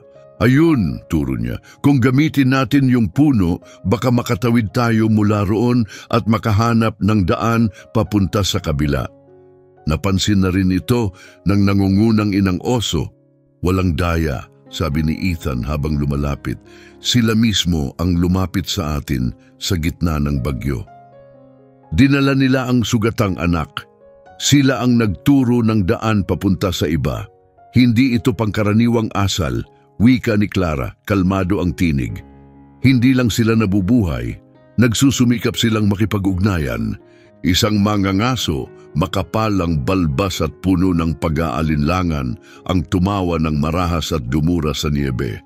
Nanaginip ka lang, hindi gumuguhit ng mapa ang mga oso. Kung ganon, ipaliwanag mo ito, mariing sagot ni Clara habang inilahad ang kanyang telepono. Tignan mo ang mga litrato. Itinuro niya ang kabila ng pampang. Naroon sila, nakatingin, at alam nila ang nangyayari. Parang tugon, dahan-dahang tumayo sa dalawang paa ang nangungunang oso, nakatindig na higit pa sa lahat. Naglabas ito ng malalim, umuugong na tawag, hindi agresibo, pero sadyang may layunin. Automatikong umatras ang ilan sa mga mangangaso. Parang may sinasabi siya, bulong ng isa. Meron, sagot ni Clara. Sinasabi niyang umalis na kayo. Nabigat ang katahimikan sa hangin at mula sa kagubatan biglang umalingaw-ngaw ang tunog ng mga sirena, palapit ng palapit. Huminga ng malalim si Ethan. Tinawagan ko ang mga ranger bago tayo umalis sa quarry. Napamura ang lalaking may balbas at nagbigay ng senyas sa kanyang grupo. Hindi na kami magtatagal dito. Habang papalayo ang mga makina, sumigaw si Clara, tapos na ang season para sa oso. Bumalik kayo at may kapalit yan. Unti-unting nawala ang ingay ng mga makina sa kagubatan at muling bumalik ang katahimikan. Sa kabilang pampang ng ilog na natiling nakatayo ang mga oso, ang mga ina ay bumuo ng bilog sa paligid ng kanilang mga anak. Maya-maya pa dumating ang dalawang sasakyang may logo ng Forest Service. 4 na ranger ang bumaba, alerto pero kalmado. Kayo ba ang mag-asawang Whitaker? Tanong ng lead ranger habang lumalapit. Natanggap namin ang tawag niyo tungkol sa ilegal na aktibidad. Tumango si Ethan. Kakaalis lang nila, hinahabol nila yung mga oso. Itinuro niya ang kabilang pampang. Sinundan ng mga ranger ang kanyang tingin at biglang nanigas. Ang mga kamay nila ay halos nakahawak na sa kanilang mga armas. Sandali lang, mabilis na sabat ni Clara. Hindi sila mapanganib, sinusubukan lang nilang makarating sa protected area. Ang pinunong ranger, isang batikang babae na matalim ang mga mata, ay kumunot ang noo. Sa totoo lang, ma'am, hindi naman talaga nagsusubok ang mga oso na makarating kung saan. Likas silang mailap at di maasahan. Sinimulan ni Clara ang kanyang kwento. Ikinuwento niya ang pagdating sa gitna ng gabi, ang sugatang anak ng oso, ang mga marka sa dingding at ang paglalakbay papunta sa minahan. Sumang-ayon si Ethan, nagdagdag ng mga detalye at ipinakita rin ang mga larawan sa telepono. Tahimik na nakinig ang mga ranger at unti-unting nagbago ang kanilang ekspresyon mula sa pagdududa patungong pagkabighani. Hindi ganito kumilos ang mga oso, bulong ng isa. Pero sila ganito nga, sabi ni Ethan, nakita namin mismo. Maingat na tiningnan ng pinunong ranger ang mga larawan, nakakunot ang noo. Ito'y kakaiba, amin niya. Pero hindi namin pwedeng hayaang malayang pumasok sila sa protected area. May mga alituntunin. Kailangang bantayan sila, lagyan ng tracking tag at ilipat kung kinakailangan. Iyon na nga ang ginagawa nila. Pagtutol ni Clara, may dahilan kung bakit sila pumunta rito. Kailangan lang nila ng lugar, proteksyon para sa taglamig. Sa kabila ng ilog, muling gumalaw ang mga oso, dahan-dahang naglakad sa pampang at pumasok sa mas malalim na bahagi ng protektadong lugar. Ang pinunong oso ay tumigil sandali, lumingon at tumitig sa mga tao bago tuluyang nawala sa gubat. Huminga ng malalim ang ranger at ibinalik ang telepono. Sa dami ng taon kong nasa larangan, ngayon lang ako nakarinig ng kwentong ganito. Pero hindi ko pwedeng baliwalain ang nakita ko. Tumigil siya sandali. Kailangan natin ng kumpletong ulat. Susundan din namin ang mga oso para matiyak na walang panganib sa publiko. Pero kung totoo ang sinabi niyo, hindi ito problema ng wildlife. Isa itong bagong tuklas. Tumingin sa kanya si Clara. Ligtas ba sila sa mga mangangaso? Tumango ang ranger. Basta't manatili sila sa loob ng protected area, kami ang may pananagutan sa kanila. Walang sinuman ang makakapinsala sa kanila. At kung sila mismo ang pumiling lumapit sa inyo, marahil kailangang baguhin natin ang pagkakaintindi natin sa kanila. Habang paalis na sila kasama ang mga ranger, nakatingin si Clara sa kagubatang may bahid ng niebe. Sa kung saang bahagi ng gubat, 5 inang oso at ang kanilang mga anak ay nagsisimula ng bagong buhay. ligtas, pansamantala. Humingi sila ng tulong sa sarili nilang paraan at may tumugon sa kanila. Naisip ni Clara si Mira, ligtas at mainit sa bahay ni Helen, at alam niyang ang kanilang nasaksihan ay hindi basta-basta. Ito ay bahagi ng kasaysayan. Isang araw, ikukwento niya ito sa kanyang anak, ang araw na humingi ng tulong ang mga oso, ang araw na napagtanto ng lahat na maaaring hindi ganoon kalinaw ang hangganan sa pagitan ng tao at hayop. Maingat na hinawakan ni Ethan ang kanyang kamay at marahang pinisil. "Ano sa tingin mo ang mangyayari sa kanila?" Mahinang tanong niya. Ngumiti si Clara, tahimik na kapayapaan ang bumalot sa kanya pagkatapos ng lahat ng nangyari. "Makakaraos sila," sagot niya ng may kumpiyansa, "at matatandaan nila tayo, gaya ng hinding-hindi natin sila makakalimutan." Habang mabagal na umaandar ang truck pa uwi sa bayan, parang may narinig si Clara na mahinang tunog mula sa kagubatan. Isang paalam, marahil, boses ng inang oso na tumatawag sa kapwa magulang sa kabila ng pagkakaibang uri. 2 linggo na ang lumipas mula noong hindi malilimutang sandaling yon. Bumalik na ang pamilya Whittaker sa kanilang pang-araw-araw na buhay, pero may bahagyang pagbabago sa lahat. Ibinigay nila ang buong ulat sa mga ranger na isinulat ang kakaibang asal ng mga oso at nangakong babantayan sila. Dumating din agad ang mga mananaliksik mula sa State University, sabik na makausap sina Clara at Ethan at masuri ang mga marka sa kubol. Maaring mabago nito ang lahat ng alam natin tungkol sa katalinuhan ng mga oso, sabi ng isang siyentista habang kinukunan ng larawan ang magaspang na guhit. Sadya nilang ginamit ang mga simbolo, hindi pa ito nangyayari noon. Ikinuwento ni Clara halos lahat maliban sa isang bahagi, ang malalim, tahimik na koneksyon na naramdaman niya sa mga inang oso. Ang makapangyarihang sandaling iyon ng pag-unawa ng tahimik na ugnayan sa pagitan ng dalawang ina ay nanatili lang sa kanya. May mga bagay na masyadong personal, masyadong malalim para mailarawan lang sa mga datos at pag-aaral. Sa isang maliwanag na umaga ng unang bahagi ng Disyembre, nakaupo si Clara malapit sa bintana, marahang pinapaheli si Mira habang dahan-dahang bumabagsak ang mga niyebe mula sa pilak na langit. Pumunta si Ethan sa bayan para kumuha ng mga supply, umaasang maunahan ang susunod na snowstorm. Babalik agad si Daddy, mahinang bulong niya sa kanyang sanggol na tumingin sa kanya ng may malalaking mapagkakatiwala ang mga mata. Tapos magkakakape tayo ng mainit na tsokolate at magbabasa ng kwento sa harap ng apoy. "Gusto mo ba yon?" Sumagot si Mira ng mahinang ungol, mahigpit na kumapit ang maliit niyang kamay sa hinlalaki ni Clara. 3 buwang gulang pa lang siya pero puno na ng personalidad, mausisa, kalmado at mapagmasid, gaya ng kanyang ina. Isang biglang galaw sa gilid ng gubat ang pumukaw sa pansin ni Clara. Tumitig siya sa pagitan ng bumabagsak na nyebe. Bumilis ang tibok ng puso habang may malaking figura na lumabas mula sa mga puno. Mabagal at maingat itong naglakad, nag-iiwan ng malalalim na bakas sa malambot na nyebe. Ang nangungunang inang oso iyon, nanatiling hindi gumagalaw si Clara, hawak si Mira ng mahigpit sa kanyang dibdib. Lumapit ang oso ng may pag-iingat at tumigil mga 50 yarda mula sa bahay. Tumindig ito sa 2 paa, matayog sa gitna ng puting tanawin at tumingin diretso sa bintana. Ilang segundong mahaba ang lumipas habang nagtitigan sila, isang babae at isang oso, 2 ina na may pinagsaluhang bagay na hindi kayang ilarawan ng mga salita.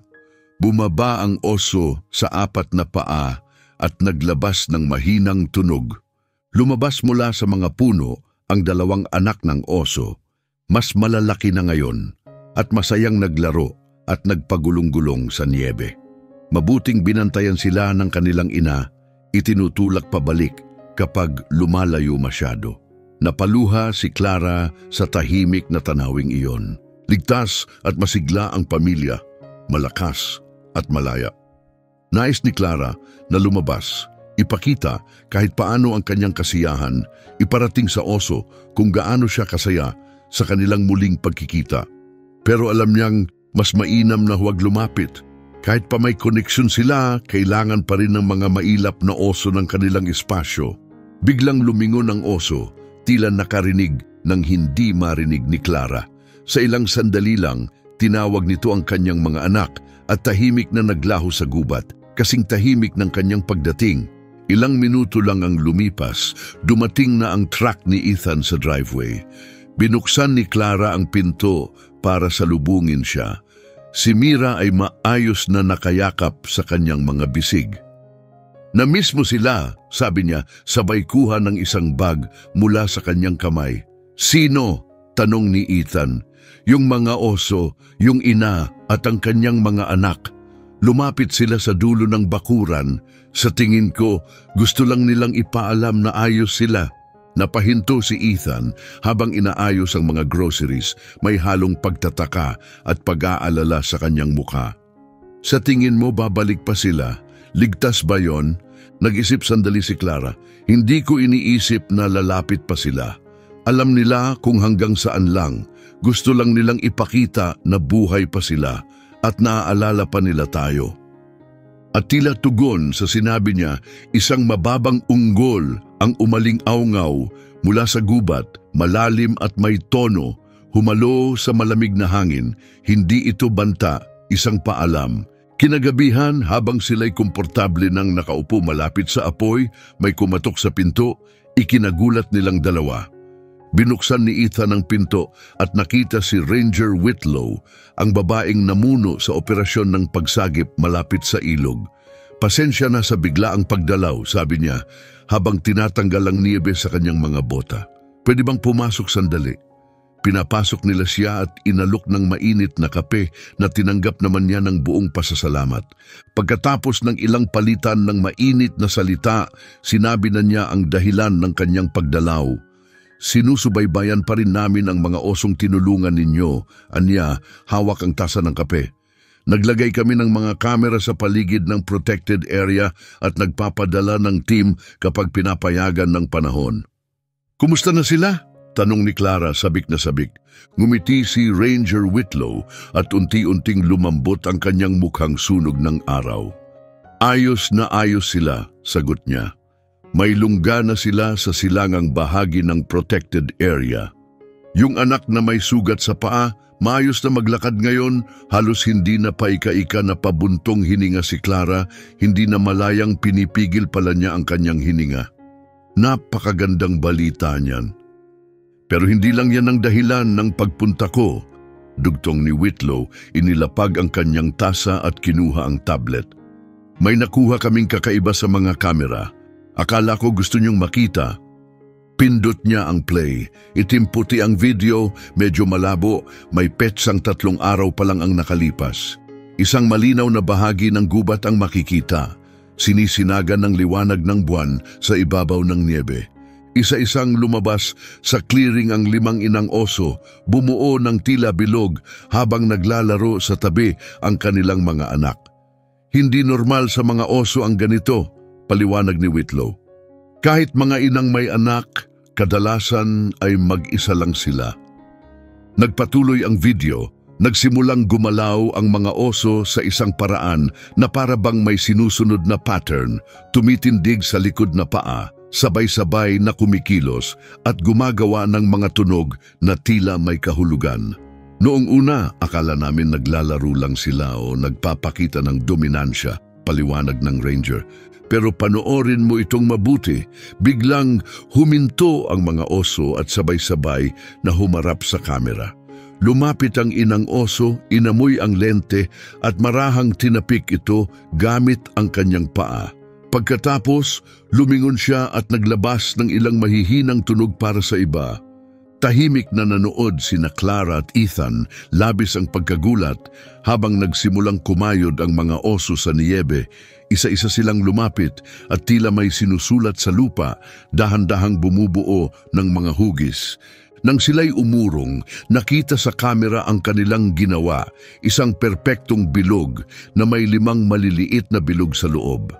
Katabi nito ay isang simpleng guhit ng isang maliit na kubo. Nagkakaisa sila, mahina ang sabi ni Whitlow, nagbabahaginan ng kaalaman. At yang guhit ng kubo, hindi pa namin kailanman nakita ang ganitong pag-uugali. Si Ethan ang unang nagsalita. Anong ibig sabihin nito? Para sa kanila? Para sa mga siyentipiko? Umiling ng marahan ng ranger. Hindi pa namin alam, pero sabik na ang team mula sa universidad. Gusto nilang pag-aralan ng mas malaliman ang grupong ito sa paglipas ng panahon. Tumingin siya ng diretso kay Clara.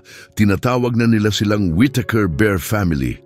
Galing sa pangalan ninyong dalawa. Biglang lumitaw ang likas na pagprotekta ni Clara. Hindi nila guguluhin ang mga oso, di ba? Marami na silang pinagdaanan. Tumango si Whitlow. Hindi invasive ang pag-aaral. Obserbasyon lang mula sa malayo. Walang pampatulog, walang collar maliban na lang kung talagang kailangan para sa kanilang kaligtasan. Nag-alinlangan siya sandali bago nagpatuloy. Sa totoo lang, isa pa yun sa dahilan ng pagpunta ko. Gusto ng research team na makasama kayong dalawa. May naranasan kayo na wala pang ibang tao ang nakaabot, makakatulong ng malaki ang pananaw ninyo. Nagkatitigan sina Clara at Ethan, hindi na nila kailangang magsalita pa. Isa itong pagkakataon para matiyak na maayos ang pagtrato sa mga oso at para makatulong sa pag-unawa ng mga tao sa mga posibilidad na hindi pa nila naisip. Masaya kaming tumulong, sabi ni Clara. Basta't ang kapakanan ng mga oso ang pinakamahalaga. Siyempre, sagot ng ranger, at may isa pa akong dapat ipakita. Kinuha niya mula sa bulsa ng kanyang coat ang isang maliit na inukit na figura. Iniwan ito sa labas ng istasyon ng ranger 3 gabi na ang nakalipas. Walang nakakita kung sino ang nag-iwan. Iniabot niya ito kay Clara. Ang maliit na ukit na kahoy ay detalyado at maganda. Isang inang oso na nakatayo para protektahan ang kanyang anak. Sa base nito, may 5 marka na bumubuo ng bilog at katabi nito ay isang maliit na inukit na larawan ng kubo. Pareho sa mga simbolo, mahina ang sabi ni Ethan. Tumango si Whitlow. May maliit na komunidad ng mga katutubong nasa 20 milya mula sa protected area.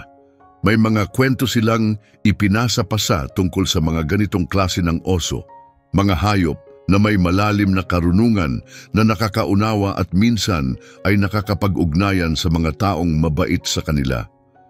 Sila kaya ang gumawa nito? Tanong ni Clara habang hinahaplos ang makinis na kahoy. Sa palagay ko, mahinang sagot ng ranger, ang nangyari sa inyo at sa mga oso ay umabot na rin sa iba. Binabago ng kwentong ito ang pananaw ng mga tao sa mga hayop na kasama natin sa mundong ito. Pagkaalis ni Whitlow, tahimik na naupo si Clara sa tabi ng bintana, hawak ang kahoy na oso sa kanyang mga kamay. Sa labas, tahimik ang kagubatan sa ilalim ng makapal na niyebe. Mahimbing na natutulog si Mira sa kanyang kuna, walang kamalay-malay na ang kanyang buhay ay naantig na ng isang bagay na bihira at kamangha-mangha.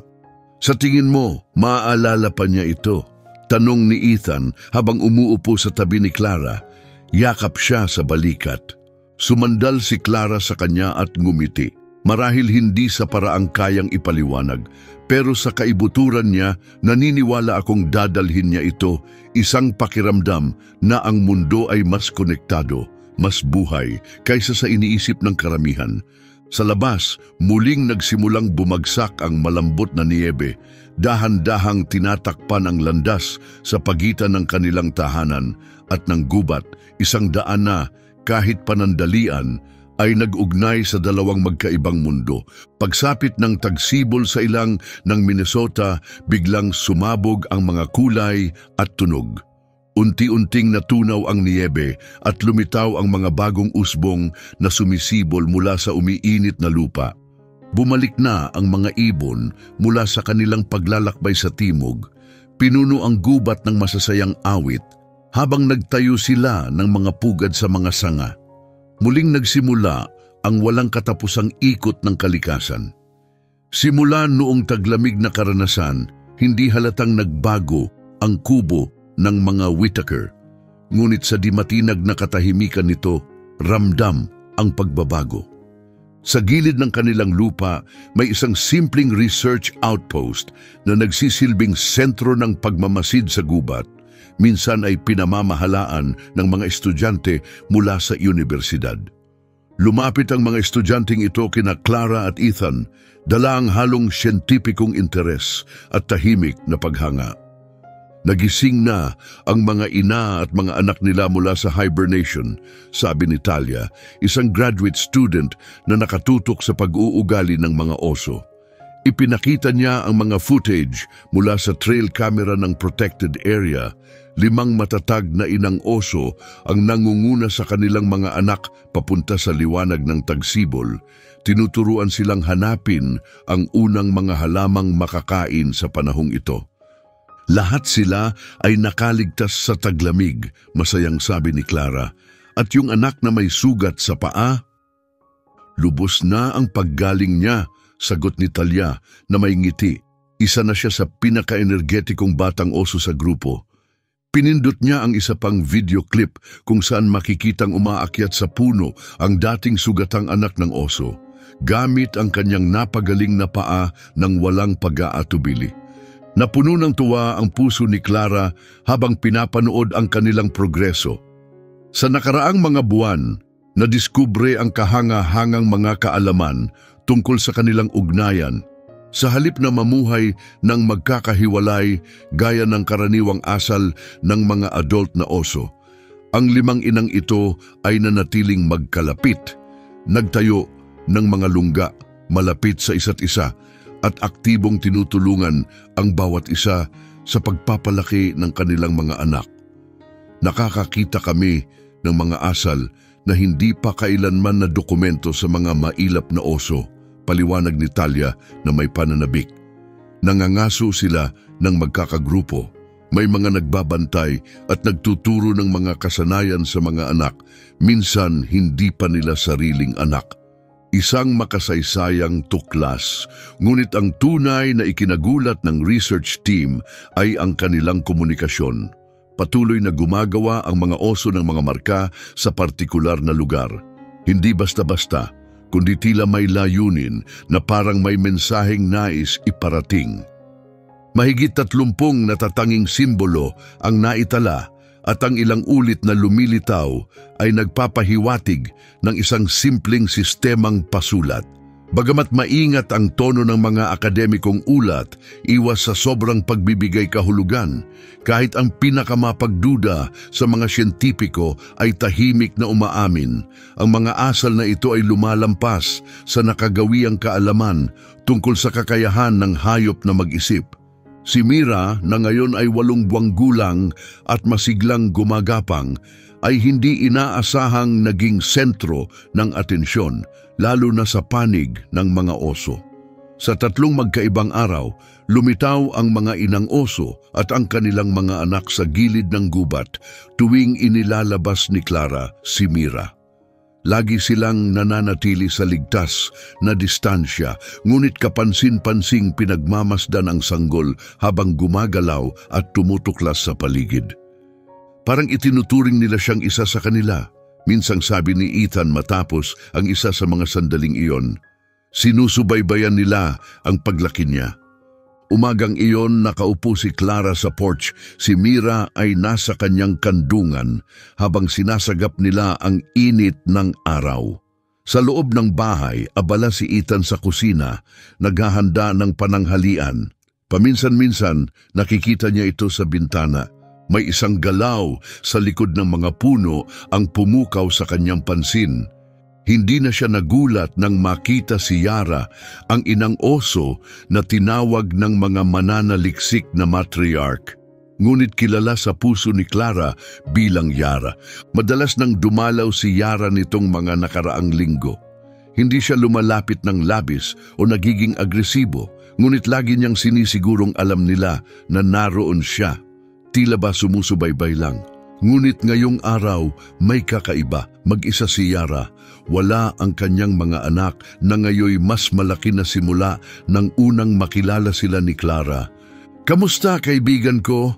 Malumanay na bati ni Clara, nananatiling nakaupo upang huwag magpakita ng banta.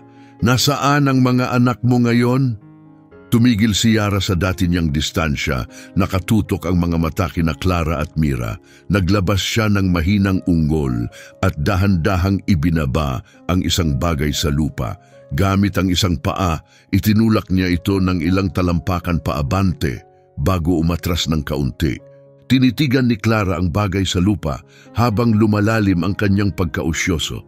"Ethan," tawag niya mula sa bukas na pinto. "Pwede ka bang lumapit dito?" Lumabas si Ethan, pinupunasan ng kamay gamit ang tuwalya. "Bakit? Anong meron?" "May iniwan siya," sabi ni Clara, itinuro ang bagay. "Gusto kong makita kung ano yon." "Ako na ang kukuha," sabi ni Ethan ng may pag-iingat. "Dito ka lang kasama si Mira." "Hindi," sagot ni Clara, kalmado pero matatag ang tinig. "Para sa akin ito, ramdam ko." Iniabot niya si Mira kay Ethan. "Hawakan mo siyang mabuti. Mag-iingat ako. Hindi ako lalapit kay Yara." Bago pa man siya mapigilan ni Ethan, tumawid na si Clara sa bakuran. Nanatiling nakatayo si Yara, alerto ngunit kalmado, pinapanood ang kanyang paglapit. Lumuhod si Clara upang tingnan ang iniwang bagay. Isa itong makapal na piraso ng balat ng puno. Mga 6 na pulgada ang lapad at maingat na inukitan ng mga simbolo. May 5 maliliit na bilog na nakapaikot sa isang mas malaking bilog, mga simbolong pamilyar na sa kanya. Ngunit sa tabi nito ay may bago, isang magaspang na guhit ng isang mas malaking tao na buhat ang isang mas maliit sa kanyang mga bisig. Isang ina at anak, mahina niyang sabi, nauunawaan ang kahulugan sa likod ng simpleng imahe, siya at si Mira. Tumingala siya. Naroon pa rin si Yara, nakatingin sa kanya ng mata sa mata, may tahimik na lalim sa mga titig. "Salamat," na malumanay na sabi ni Clara. Marahang pinulot ang balat ng puno. "Napakaganda nito." Naglabas ng mahinang tunog si Yara, parang buntong hininga, bago tumalikod at bumalik sa gubat. Sa gilid ng mga puno, huminto siya sandali, lumingon na para bang tinitiyak na tinanggap ni Clara ang kanyang regalo. Pagkatapos ay tuluyang nawala sa anino ng kakahuyan. Mabagal na naglakad si Clara pabalik sa porch, marahang yakap ang inukitang balat ng puno. "Ano yon?" tanong ni Ethan habang buhat si Mira, na sabik na iniaabot ang kamay patungo sa kakaibang bagay. "Isang mensahe," sagot ni Clara, ipinakita ang piraso.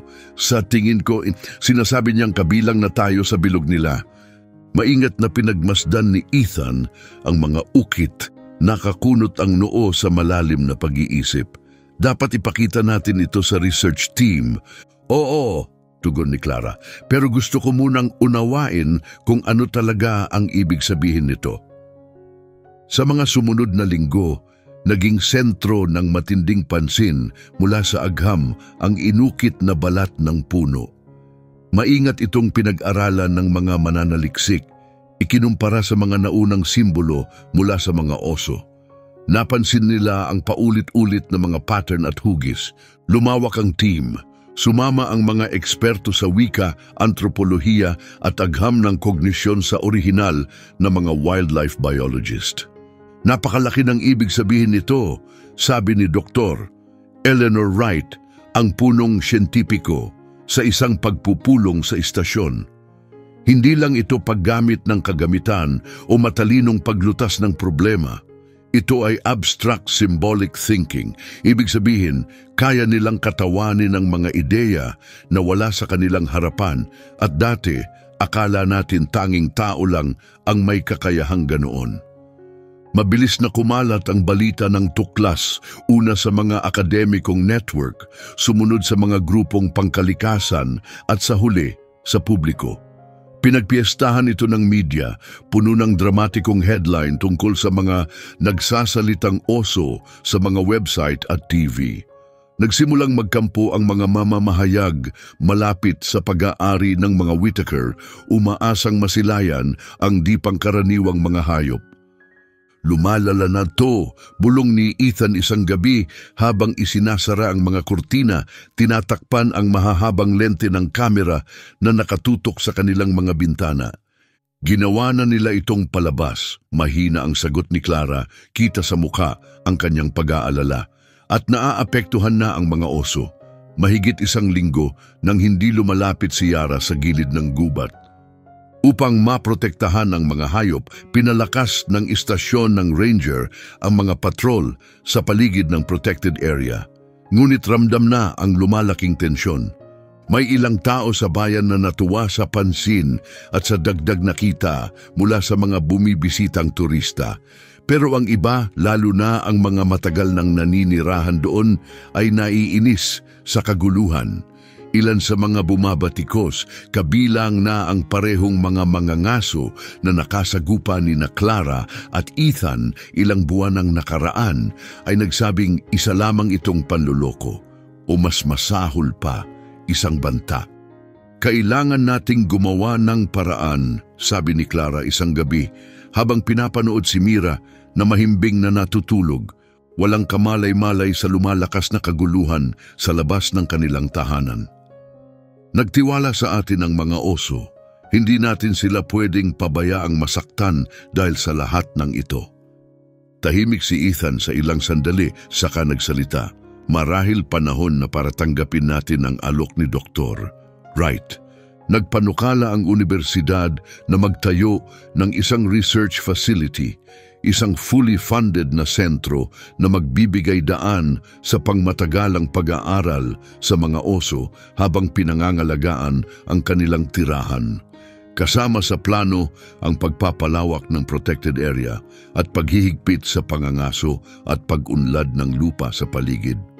Mas maraming tao ang darating, mas maraming pansin, dahan-dahang sabi ni Clara. Ibig sabihin, mas maraming pagbabago. Pero mas malawak ding proteksyon, sagot ni Ethan. At mabibigyan ng tamang direksyon ang pananaliksik. Hindi tulad ngayon, puro kaguluhan. Tumingin si Clara sa madilim na gubat sa labas ng bintana. Sa kung saang bahagi ng kakahuyan, 5 inang oso ang nagtuturo sa kanilang mga anak kung paano mabuhay, makipag-ugnayan at marahil kung paano ikwento ang kwento ng mga taong tumulong sa kanila. Gawin natin, wika niya sa wakas. Pero kailangan may boses tayo sa proseso. Ang kapakanan ng mga oso ang uunahin. Kinabukasan, tinawagan nila si Dr. Wright upang tanggapin ang alok at malinaw na ilahad ang kanilang mga kondisyon. Pagsapit ng hapon, nagsimula na agad ang paggalaw ng universidad at mga wildlife authority para sa pondo at mga permit. 3 araw lang ang lumipas, nakatayo si Clara sa labas kasama si Mira na masayang naglalakad sa damuhan habang tinuturuan niya ang bata tungkol sa mga ligaw na bulaklak. Mula sa gilid ng gubat, lumitaw ang isang pamilyar na anyo. Lumabas si Yara, huminto sa dati niyang pwesto. Nanlaki ang mga mata ni Clara nang makita ang mga kasama nito. 4 pang-inang oso, bawat isa'y may mga anak sa tabi. Nagtipon ang buong grupo sa gilid ng clearing, tahimik na nanonood. Ethan, mahinang tawag ni Clara, kunin mo ang kamera. Dahan-dahan lang. Lumabas si Ethan bitbit ang video camera na iniwan ng mga siyentipiko para sa dokumentasyon ng mga pagdalaw ng oso. Maingat siyang gumalaw habang kinukuhanan ng video ang lahat. Ang sumunod na nangyari ay isusulat sa mga papel pang-agham, ipapakita sa mga dokumentaryo at tatandaan bilang sandaling nagpabago sa pagkaunawa ng sangkatauhan sa pag-iisip ng mga hayop. Unang lumapit si Yara at nagsimulang kumayod sa malambot na lupa. Isa-isang sumunod ang iba pang mga ina, bawat isa'y may idinagdag sa iginuguhit habang nanonood at natututo ang kanilang mga anak. Nang sila'y matapos, sabay-sabay silang umatras upang bigyan ng malinaw na tanaw ang mga tao sa kanilang ginawa. Isang mapa, Maliwanag, detalyado at hindi malilito, ipinakita nito ang gubat, ang protected area, ang tahanan ng mga Whittaker at ang mga ilog na nakapalibot dito. Ngunit may bago sa mapang ito, isang malaking bilog na nakapalibot sa buong lugar at mga simbolong nakakalat sa loob nito na nagsasaad ng mga lugar kung saan sila kumakain, umiinom at nagpapahinga. Ipinapakita nila sa atin ang mundo nila, mahina't may paghanga na bulong ni Clara. Walang duda, isa itong mapa, malinaw at sinadyang iginuhit para ipakita ang kakahuyan, ang protektadong lupain, ang bahay ng mga Whittaker at ang mga ilog na bumabalot sa kanilang teritoryo. Ngunit sa bersyong ito, naroon ang isang malawak na bilog na yumayakap sa buong rehiyon, kasama ang maliliit na simbolong maingat na inilagay. Bawat isa ay tanda ng paboritong kainan, inuman at pahingahan ng mga oso. Ipinapakita nila sa atin ang mundo nila, mahina at may paghanga na bulong ni Clara. Buong teritoryo nila. Patuloy na kinukuhanan ni Ethan ng video ang eksena, matatag ang kamay kahit mabilis ang tibok ng puso. Clara, hindi pa kailanman nangyari ito.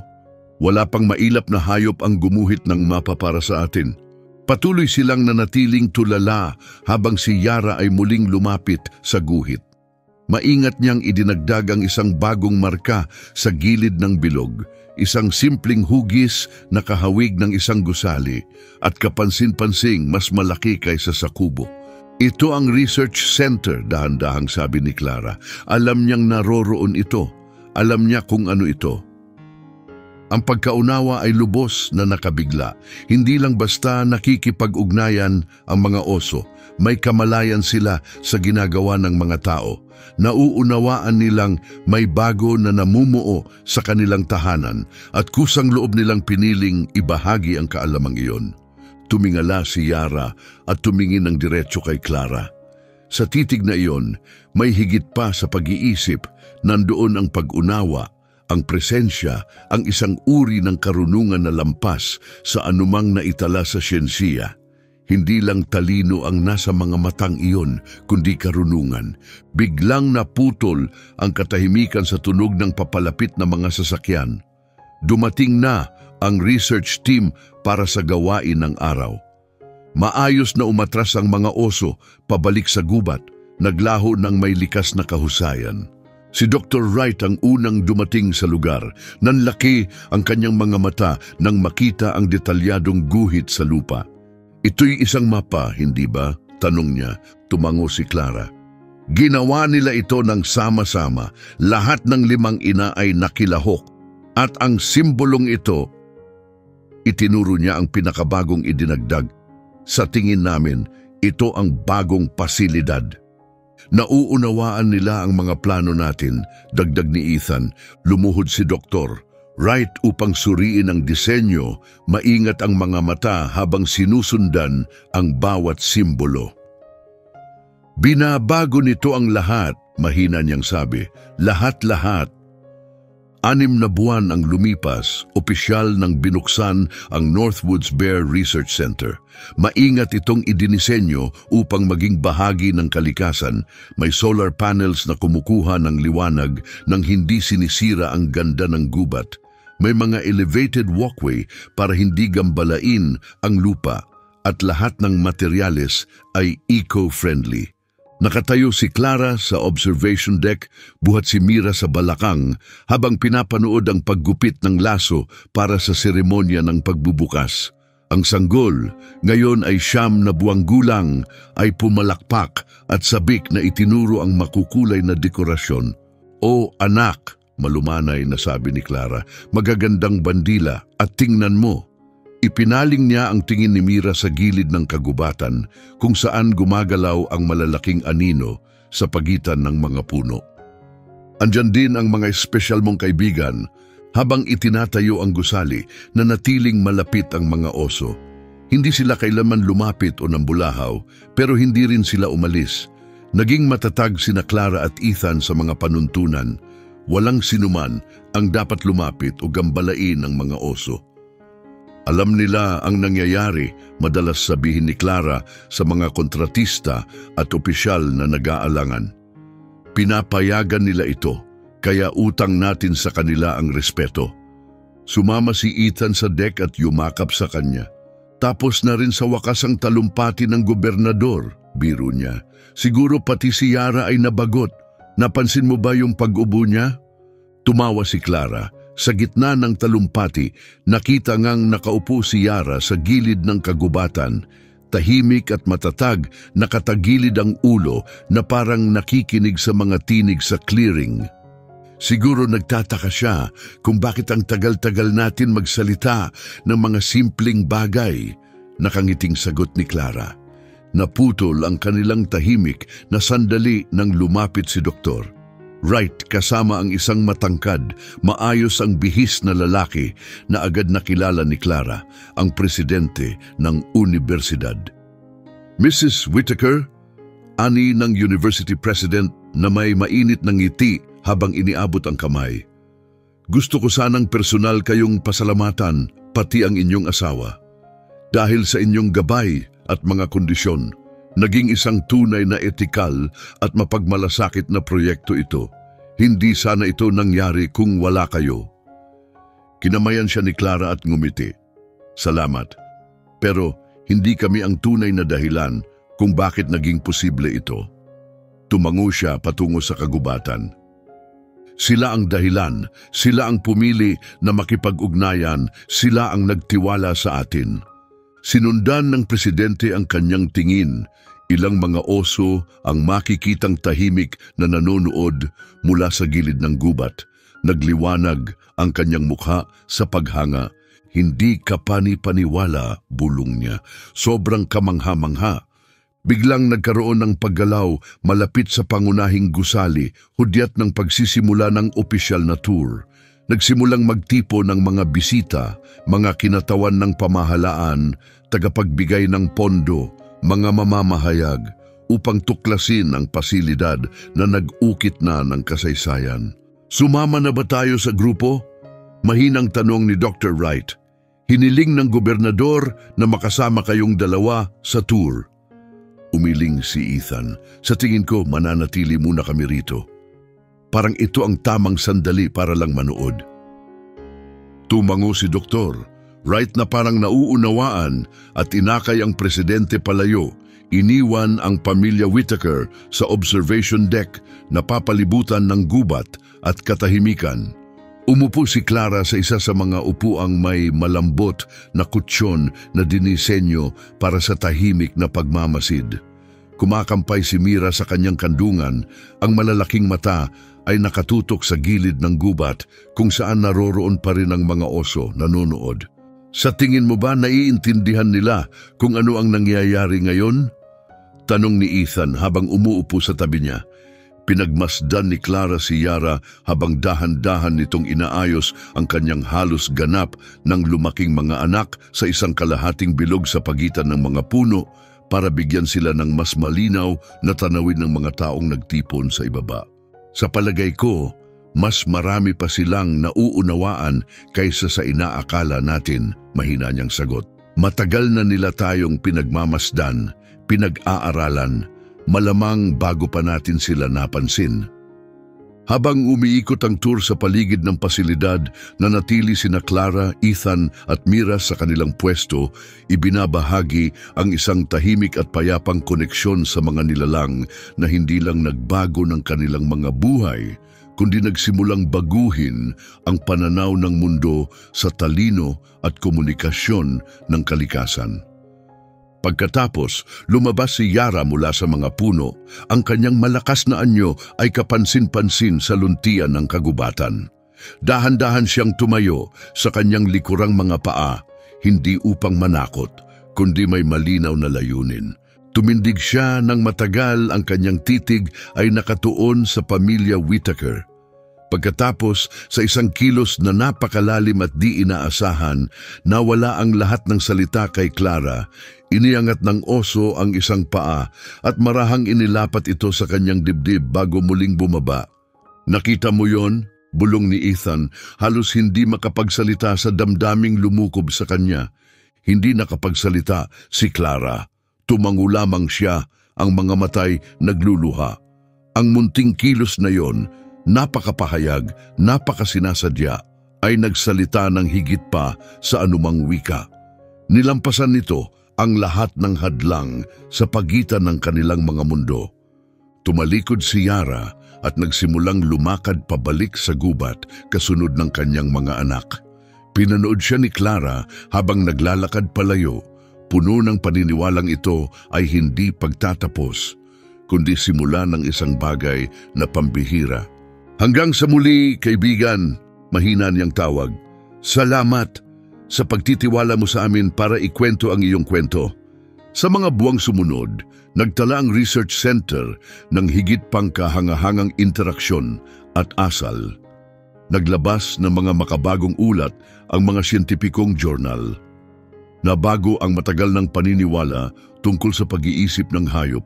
Ang mga batas sa konserbasyon ay nagsimulang umusad, bunga ng mas malalim na paggalang sa mga mailap na nilalang.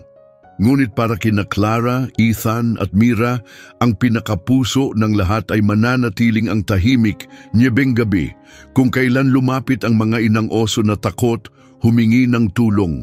Ito'y isang sandaling nagpapatunay na ang talino, damdamin at likas na pagnanais na protektahan ang sariling anak ay hindi eksklusibong katangian ng tao. Mga katangiang ito ay ibinahagi, isinanib sa buhay ng lahat ng nilalang na tumatawag sa kagubatan bilang tahanan.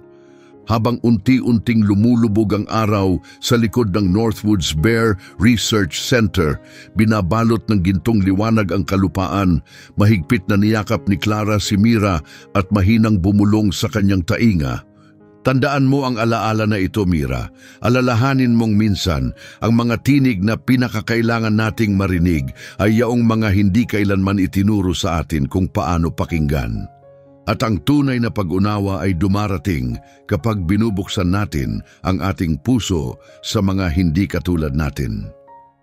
Mula sa kailaliman ng gubat, umalingaw-ngaw ang tawag ng isang inang oso, mababa at matatag, hindi bilang babala, kundi bilang mensahe. Isang mensahe ng tiwala, ng karunungan, ng pagkakapamilya, umaabot sa unti-unting numinipis na hangganan sa pagitan ng mailap na kalikasan at ng mundong pantao.